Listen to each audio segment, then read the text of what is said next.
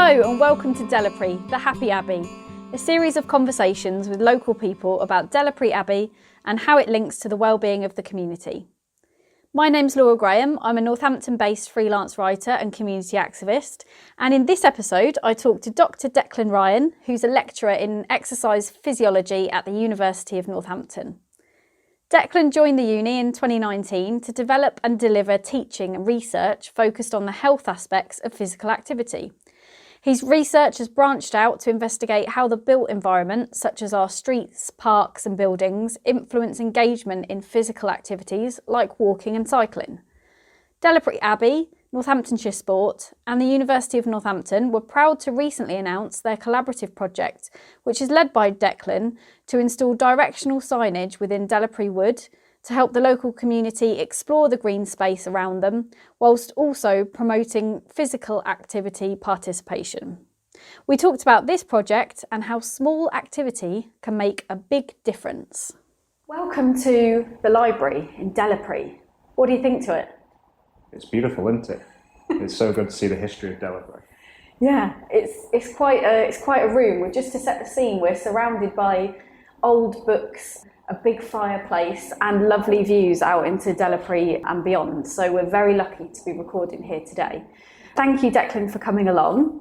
My first question to you then is, how do you think a heritage site like Delapre will impact the wellbeing of its community? Well, across the UK, heritage sites are really valuable for wellbeing. There was a report done by What Works for Wellbeing in 2019, and they found that 95% of adults think we should maintain our heritage sites as much as possible, and 75% of them are going to heritage sites at least once every 12 months or so. So it's a really popular place for people to visit, and Delapre is no different within the local community of Northampton. And across heritage sites, there's over 300,000 volunteers, which is really important from being able to develop your own set of skills, but also the social impacts as well, and working together and finding like-minded people. Things like lockdown have taught us anything, it's that these social connections are really important for us to maintain our overall well-being. And how do you currently use Delapre in the grounds? I suppose a number of different ways. I've been living in Northampton for 2 years now, and being placed at the university, which is just over the road from the Abbey, first introduced me to what a wonderful place this is. So quite often myself and some of my colleagues will run through the woods at Delapre and using the different pathways to either connect onto other parts around the town, or just running routes around the Abbey itself, which is lovely. Getting out into nature and being within that green and blue spaces by the lake is a beautiful sight, and just a massive stress reliever. Myself and my partner Nicole often come down here and just come for walks or go to the cafes and restaurants as well, and just take them moments to relax and just let all them worries disappear from being here. For me, it's been a really vital asset to be so close to, that we can easily cycle down to it, or we can run down to it, and just get amongst the nature and looking at the wildlife and other things like that. It's been really good. I mean, it's quite a popular spot, isn't it? It gets quite busy down here. Yeah, I've never known it be quiet, even on weekdays. As we sit here now, there's people walking past the window with dogs and some treats from the calves.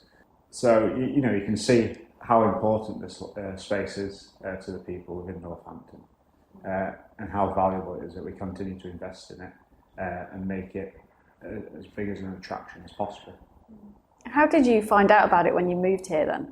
I suppose just through word of mouth. We've moved from up north, as we'd say. I did spot an accent. Yeah, we call it Derbyshire twang. So we moved from up north down here, and of course didn't have any sort of connections down here of people we knew, so we had to go out and find new friends and make new contacts. And of course my colleagues at the university are always very welcoming and introduced me to the local area and gave me recommendations, and Delapre was one of the first ones. So as soon as it got a bit sunny, we were trekking through the public footpaths and through the woods to the Abbey and seeing what it was all about. Yeah. And talk to us about what you do at the university then, because it's quite an interesting topic a broad-ranging topic that you cover. Yes, it certainly feels broad. It feels like it's growing each day, which is very exciting. I've been able to meet a lot of new people through the work that I do. So at the university, I'm a lecturer in exercise physiology. But I'm not so much interested in the exercise aspect of it. It's more the physical activity. How can we use activity to improve the health and well-being of the local population? And activity can be many different things. It can be going out for runs. It can be going for walks with family. It can be deciding that you're going to cycle instead of taking the car. So there's many different ways that we can gain our physical activity in order to improve our health. And I suppose I like to kind of branch out and look at those various aspects, which has kind of led me to Delapré and working with them as well. So you're a lecturer at the university, but you also sort of study the subject, don't you, and kind of find out more. What kind of interesting stuff have you been looking into lately? So lately, we've been doing a bit of a research project at the university with the COVID-19 guidelines, what came out during the first lockdown to kind of get people back into the workplace. There was a focus on trying to reduce close contact within places like elevators and classrooms. So the university there put in signage and one-way systems to try and encourage people to use the stairs more often. And we were able to actually monitor that and see if it was effective at increasing stair use. So see if we could take policy and put it into practice without any of the guidance in the documents. And we presented those findings the other day back to some of our stakeholders, and it was really encouraging to see that it was working. Whether it resulted in less transmissions, we weren't able to see that, but we could definitely see that there was an increase in stair use. And for me, that's great, because that means more physical activity again for people and hopefully contributing to better health. You've got a particular interest in ageing. And we originally met when I was presenting with your colleagues some research we'd done about older people in Northampton Town Centre. How do you think that the Abbey and the grounds can be used by older people to, positively impact their physical and sort of mental well-being? I suppose there's a lot of different opportunities for the older adults to engage in here. I think something like the walled garden is very accessible for older adults who might have limited mobilities. The paths are very good to walk around. There's not really tripping hazards and stuff like that, so they're still able to gain access to that kind of green nature environment, which we know really promotes good mental well-being. There's really good opportunities for social occasions as well, without even considering the prospects of lockdown. The issues around social isolation in older adults is a massive issue that we need to tackle, not just locally but nationally as well, and somewhat globally. So by having the Abbey here, it creates those events, it creates some volunteering opportunities for older adults to come along. Maybe they've just retired and they're looking for somewhere to apply their skills, so to come here, volunteer, be part of a group that helps maintain the Abbey and learn a bit about the history as well at the same time, I think is really a very vital opportunity for older adults to engage in, so they can maintain their physical activity levels but also their social connections, which are just as important.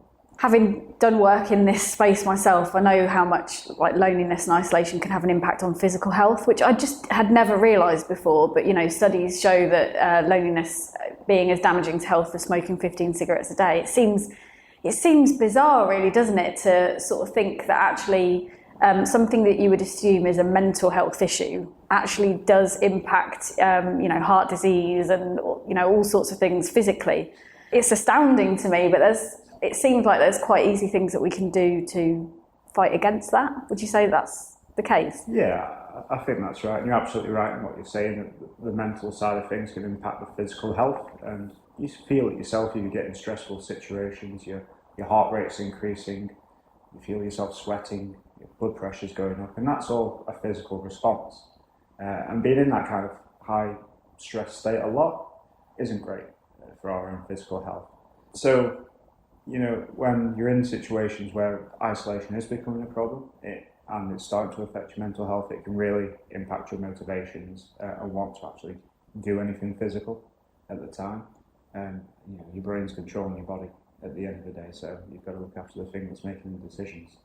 So this asset that we find here at Delapre, the rolling fields that we can see out the window here, the lake just behind us, and then the history itself within the Abbey, just provides so many opportunities for people who may not be interested in physical activity, but are definitely interested in getting out into nature, learning more about history and heritage and culture. At the same time, they're doing physical activity without thinking about it as well. So it's like a kind of a win-win.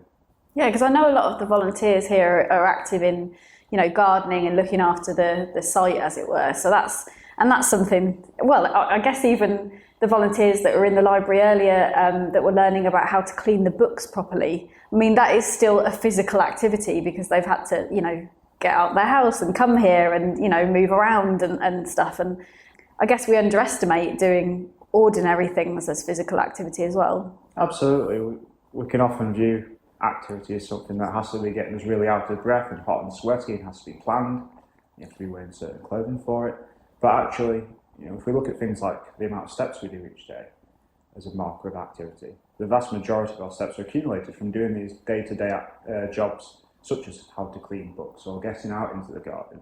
We accumulate massive amounts of activity by doing these tasks, and it all contributes to our overall health. It's not just a little exercise component that we may do at the end of the day. We've got to think more about the 24 hours of the day that we do. Do you know what? That's a really good point, and that is one of my main questions I was going to ask you. Now I know that you're a very active person. I can see from your Twitter that you're out and about and you're doing all sorts of things, and I must say, whenever I see the feed, I think, oh God, I'm so lazy. I need to do something more. What do you think someone like me, who's definitely a kind of anti-sporty type person, someone who feels very lacking in confidence with physical activity and have been all my life, what can I do to get a bit more active? It's interesting. We're all on our own personal journeys with activity, and it's always about the long term. I found myself in a similar situation the last 2 years, finishing the sport that I was playing, and then thinking, right, what is next? And as soon as I finished playing sport, I put on 10 kilograms like that. I wasn't doing any of these sorts of activities that you see on my Twitter feed now. So it's a personal journey for me. It's a learning process, and the kind of thing I've taken away from it is just start small.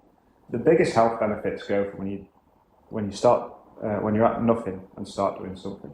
So if you're someone who's doing maybe 1,000 steps a day, for example, which we can monitor on our phones quite easily. If you go up to 2,000, 3,000, 4,000 steps, that has massive implications on your health. You'll see big improvements suddenly.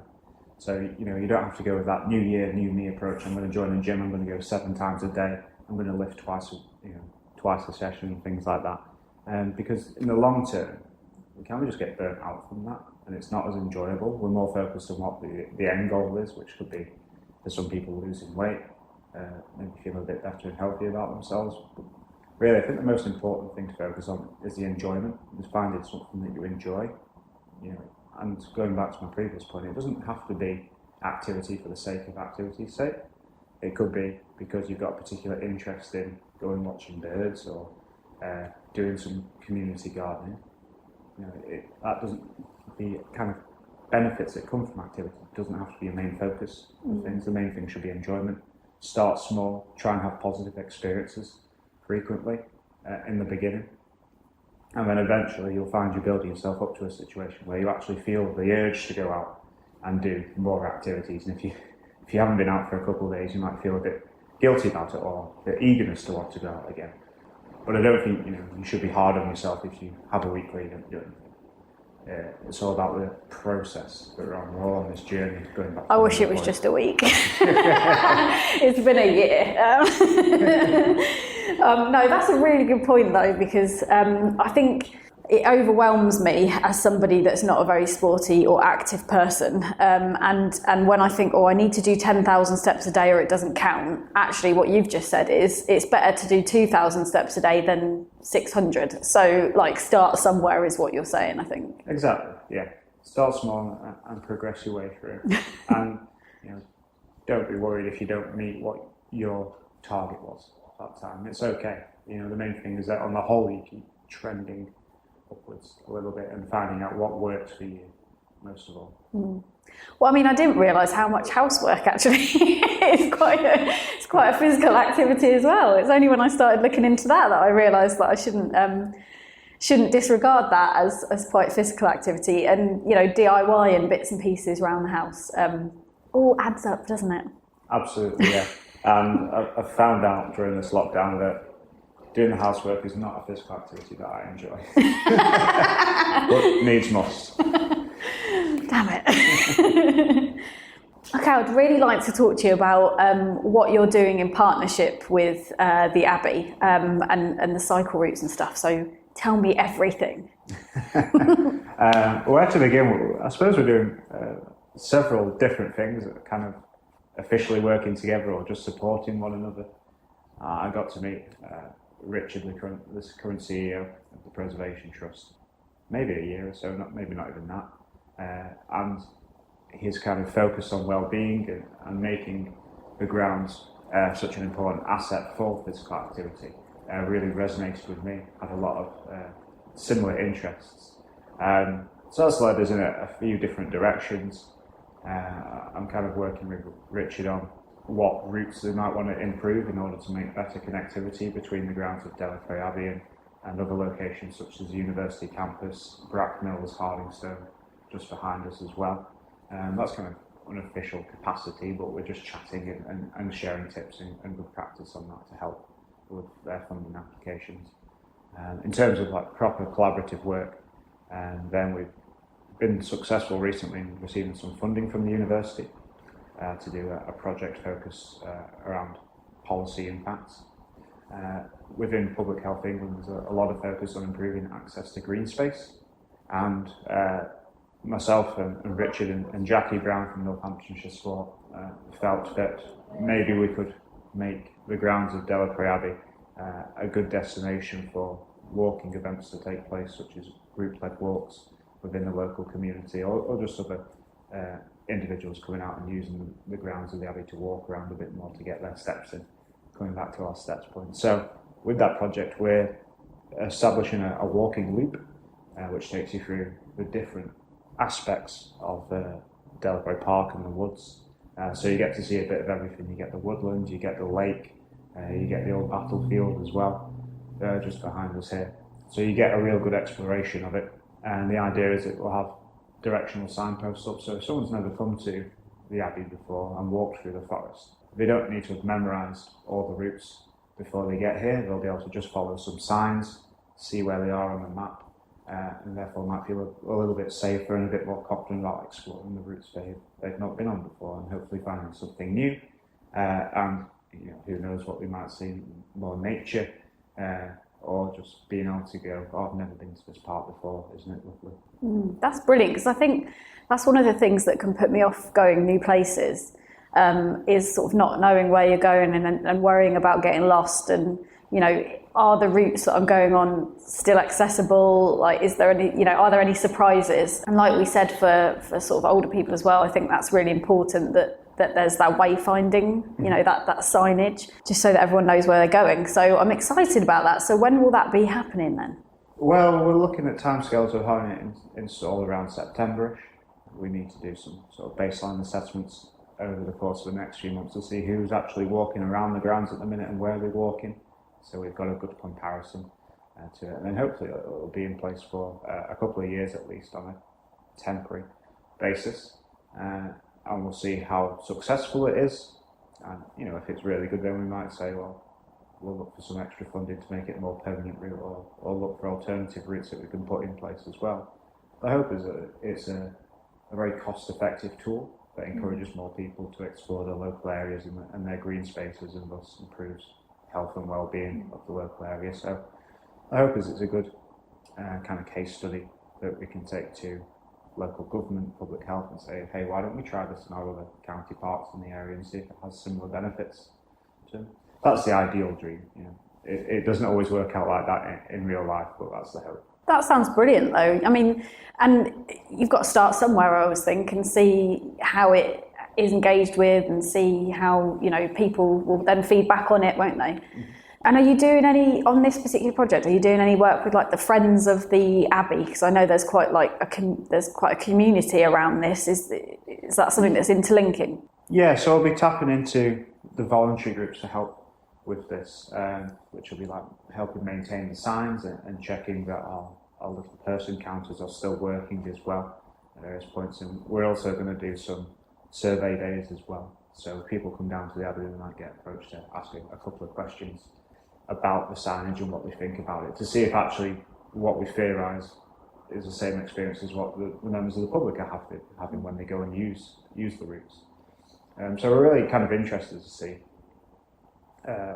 what we can do to bring in the community and the volunteers into this project as well. We don't want it to just work in isolation. You know, the most important thing for us is to work with the local community. We want them to engage with this. So we've reached out to some different organisations who host walking groups, such as Northamptonshire Leisure Trust and Age UK, to say, hey, we're doing this project. Would you like to come down and use the route as part of your kind of weekly schedule of walks? And we'll be asking for feedback from them as well, and whether they think these signs are useful to have in place to help them lead and coordinate their walks with their respective members. Brilliant. And what else have you got going on then, research-wise then? Anything you can let us into, let us know about, sneak peeks? Well, I suppose we're always interested looking at how we use our environment for physical activity, and that's definitely a big interest of mine. And within Northampton, we're blessed with all these rivers and canals and the paths that run through, and we want to see how we can maximise the usage of those and make them a real asset to the community. We've got a lot of different levels of deprivation within Northamptonshire. It can make things like car ownership a real burden on families who are not economically as well off as others. So we want to be able to provide alternatives for transport opportunities, and things like walking and cycling can be seen as very cheap alternatives and a lot easier to get around, and plus it brings health benefits and physical activity with it as well. So I'm always kind of interested to see how we can work with communities and local government and public health to increase the use of our kind of waterways for physical activity from a transport perspective, and thus all these things we hear about congestion and pollution will hopefully start to be tackled. Because you're a keen cyclist, aren't you? I wouldn't say I'm a keen cyclist. When I hear the word cyclist, I kind of think of Lycra and stuff. But, Me too. If you see me today, I cycled today. I'm just wearing chinos and a light jumper, and it's not that I'm a keen cyclist. It's just that it's the easiest way for me to get about. We made the move to Northampton. I said I wanted to be within a cycling distance of where I worked. And that meant we could get rid of a car, which was a massive cost saving, and all the hidden costs with it as well: insurance, MOTs, services, repairs, petrol. You're talking thousands of pounds a year of cost savings. So for me, it's not, again, that I'm a keen cyclist. It's just the easiest way for me to get about, because Northampton's actually a relatively small town. I can get from one side to the other in 20 minutes on a bike without breaking a sweat. You're fitter than me though, Declan. I think I'd definitely be. I'll be like. but that's the kind of environment that we want to be able to build. It's people have the opportunity to walk and cycle a lot more, not because they want to gain health benefits, because it's the easiest option. They feel safe doing it as well, which is of course one of the biggest barriers to engaging in cycling and walking within the local areas and environments. And as a member of the university, how do you think that places like Delapre Abbey could engage with the massive student population that we've got, but also just younger people in younger adults in general? I think the Abbey's got a lot to offer. It's not just this historical heritage site, but the grounds around it are fantastic opportunities for people just to come and relax. We're already working with Delapre to see how we can bring more students from the campus onto the grounds, because we see the real value in it. University is a very stressful life at times. You've got your assignments, you're meeting a lot of new people, you're in a new environment altogether. Sometimes we just need to have that area where we can escape and relax. And of course, having these lovely woodlands and fields can really help with that. So we're trying to explore how best we can connect with students with the grounds, and that could be using things like events, or bringing them here on our kind of induction week when we're welcoming all the students. We could do maybe team building activities here, just to help students get the lay of the land, because you know what it's like when you get to a new place, you kind of stay with where you know, and as we were saying earlier, it kind of takes a step into the unknown to go and explore what's around you, and that might be difficult for people who are not feeling confident or don't feel safe going out into places they don't know. So we kind of need to introduce our students as best as possible with support into the different kind of community assets we've got around the campus, because there are a lot of fantastic opportunities for them. So you think really that this is quite an asset for the students in terms of like stress relief and stuff, then that would be sort of a main area for it to be valuable, do you think? Yeah, I think we all have that kind of common interest in just being able to relax and let our hair down, and just being able to come here straight after classes and things and relax on the grass, or go over to the lake and watch them on the jet skis and things like that. It's just a nice way to park all the studies and all the stresses of assignments and trying to meet expectations and things like that. So do you know of any sort of studies or anything that link wellbeing and this type of venue? Yeah, so there has been ones published previously in the UK, which have looked at the use of national parks and the impacts on people's well-being and mental health. So there's a particular study that comes to mind which asks participants a series of questions about how they felt for certain aspects of mental well-being at that time. So it was like things like stress, vigour, anxiety, frustration, depression, kind of a whole scale of mood states on like a 1 to 5 scale, 1 to 10 scale. And when the participants were coming back after being out in the national park for a few hours, they were asked the same questions again, and they found that after going out and doing the walks in the national park, then those kind of negative well-being states of stress, of anxiety, of depression had reduced as well. So we can see there's kind of that short-term benefit, that immediate benefit of getting out into green space. It's not just something that we do feel, we can actually measure it and demonstrate that it is true, but it is effective at improving our feelings of well-being. Yeah, there's definitely an evidence based around it, which I think we all kind of deep down know, don't we? But it's just nice to have that sort of research there to back up what we feel is intuitively right. It does. It's important to have research that reflects actually how the population feel about their experiences, and therefore that encourages organisations to invest in certain aspects that make us feel good and improve our well-being. And the same authors I'm thinking about actually did a study that looked at a comparison between exercising indoors and exercising outdoors in green space, kind of like we've got here at the Abbey. And they found that engaging in exercise was good. It improved these well-being measures that we were talking about, but actually doing them in green space was more effective at improving their well-being measures than doing it indoors.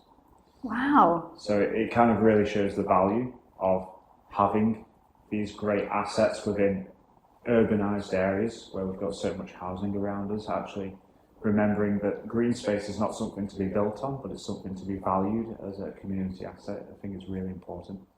Thanks so much for coming along. It's been lovely to speak to you and to hear a little bit more about how physical activity can really impact us positively, and how places like Delapre Abbey are so integral to that. And you've definitely inspired me to get my steps up. Well, thank you very much. It's been great chatting to you today. Thank you so much to Declan for taking part in this episode. If you want to see more about what Declan's doing in terms of his projects and research, then you can head to Twitter and search for Dr. Declan Ryan. It was lovely to speak to him, and I've learnt quite a lot about what I should and shouldn't be doing, and maybe getting rid of some of those excuses about movement and exercise. Thanks so much. If you enjoyed this episode, please like and share it, and look out for other episodes in this series. Thanks for listening.